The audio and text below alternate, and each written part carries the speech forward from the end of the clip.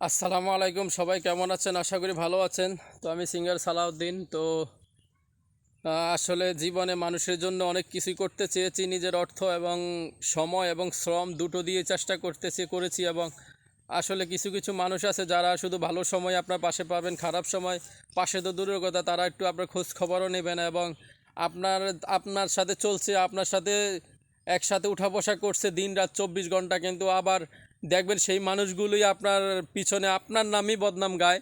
তো আসলে এমন কিছু যদি কারো জীবনে হয়ে যায় সেটা নিয়ে মন খারাপ করবেন না, কারণ আসলে আল্লাহ যা করেন ভালোর জন্যই করেন। আপনার যদি এমন কিছু হয়ে যায় তাহলে আপনি আল্লাহর কাছে লাখ লাখ শুকরিয়া আদায় করবেন যে আল্লাহ আপনাকে অল্প সময়ের মধ্যে এমন কিছু দেখিয়ে দিয়েছে। যদি ওই লোকগুলো যদি আপনার সাথে আরও বেশি উঠা বসা করতো তাহলে আপনি আরও জীবনে আরও বেশি কষ্ট পাইতেন এবং আরও বেশি ঝুঁকিতে থাকতেন। তো আসলে একটা জিনিস মনে রাখবেন, যেই পাখির কোনো জোড়া থাকে না সেই পাখিও কিন্তু ঢালে উড়ে, আকাশে উড়ে, আবার নিজের মন মতো চলাফেরা করে, তার কোনো সঙ্গী লাগে না। তো আমাদের মানুষের জীবনটা এমন, আসলে আমরা ভাবি যে বন্ধু বান্ধব আত্মীয় স্বজন হলে না জানি আমাদের জীবনে অনেক কিছু হয়ে যেত, অনেক সুখী হতাম। আসলে না, আপনার জীবনে একটা জিনিস মনে রাখবেন, বর্তমান যুগ হিসাবে আপনি যত বেশি বন্ধু বান্ধব আত্মীয় স্বজন মিলাবেন, আত্মীয় স্বজন বানাবেন, আসলে দেখবেন আপনার তত বেশি জ্বালা হবে। আপনি যত বেশি একা থাকতে পারবেন আসলে আপনার সেটা ততই ভালো হবে, কারণ একা থাকলে তার কোনো শত্রু থাকে না, একা থাকলে আপনার কোনো ক্ষতি হবে না, আপনার কোনো অর্থ নষ্ট হবে না।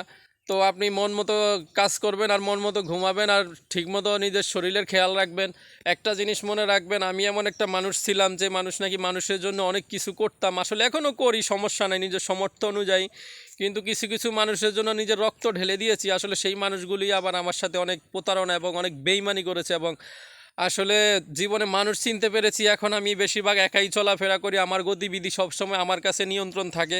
আগে কিন্তু যে কোনো বন্ধু বান্ধবের কাছে বলতাম যে আমি কালকে অমুক জায়গায় যাব, পরশু অমুক জায়গায় যাব, এবং কালকে আমি এই কাজটা করব। আসলে নিজের শিডিউল কখনো কাউকে বলবেন না। আসলে আমি এই শিডিউলগুলো বলাতে আমার এক বন্ধু হয়ে আমার সাথে ঢুকছে, উনি 35,000 টাকা বেতনের চাকরি করতো। তো আসলে আমার এই কথাটি অনেকের কাজে আসবে, ফুল ভিডিওটি দেখবেন। তো ওই লোক কী করলো, আমি আমি কামাই মাসে 70 থেকে 80 হাজার টাকা ওই সময়। তো উনি কী করলো, 35,000 টাকা চাকরি করতো হামিম গ্রুপে, বাংলাদেশের একটি গার্মেন্টস শিল্প। উনি লাইনসি হিসাবে চাকরি করতেন। তো উনি কী করছে, আমার সাথে আসলে কয়দিন আমার ব্যবসার মধ্যে ঘুরে আমার সাথে আমার ভিতরে ঢুকছে। আমার ভিতরে ঢুকার পর আমিও তাকে অনেক সম্মান করছি, কারণ মানুষ হতেই পারে। তো আমি ওনাকে অনেকটা সম্মান করছি, সম্মান করার পর উনি আমি তো জানি যে উনি চাকরি করেন, উনি তো কখনো আমার এই ব্যবসায় আসবে না। তো উনি কী করলো, যখন দেখলো যে আমার ব্যবসা ভালো, আমি একদিনে 5,000, 6,000, 8,000, 10,000 টাকাও কামাই এক এক দিনে, উনি আমার সাথে এক সপ্তাহ ঘুরছে। হঠাৎ করে উনি কী করলো, চাকরিটা ছেড়ে দিল। চাকরি বলতে উনি চাকরিতে যায়ই না, উনি শুধু এখন আমার ব্যবসা, আমি যে ব্যবসা করতাম আসলে আমার মতো আমার বিভিন্ন জায়গা আমি তাকে চিনাইছি, কিভাবে মাল কিনা লাগে, কিভাবে মাল বিক্রি করা লাগে, মানে আমার সাথে থেকে আইডিয়া নিয়ে আসলে সে এমন ক্ষতি করছে আমার, যা বলার মতো না। আসলে জীবনে কাউকে কোনো নিজের ব্যবসা প্রতিষ্ঠান বা নিজের কর্ম এই জায়গায় কাউকে কখনো ছাড় দিবেন না। আপনি ভাববেন, উনি যদি আপনার থেকে বেশি হয়, অর্থাৎ আপনি যদি 50,000 টাকা কামান, উনি যদি 1,00,000 টাকা কামায়, তাহলে ওই সব লোককে আপনি জায়গা দেন।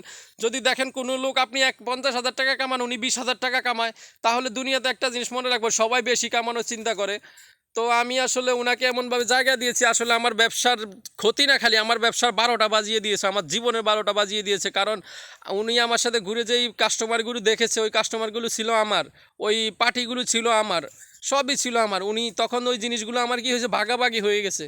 তো এই জন্যই বলি, আসলে নিজের কর্ম আর নিজের গতিবিধি কোনো মানুষকে দেখাবেন না, যতই আপন মানুষ হোক, যত কিছুই হোক, পারলে একবেলা খাওয়াইয়ে বিদায় করে দিবেন। ধন্যবাদ। আসসালামু আলাইকুম।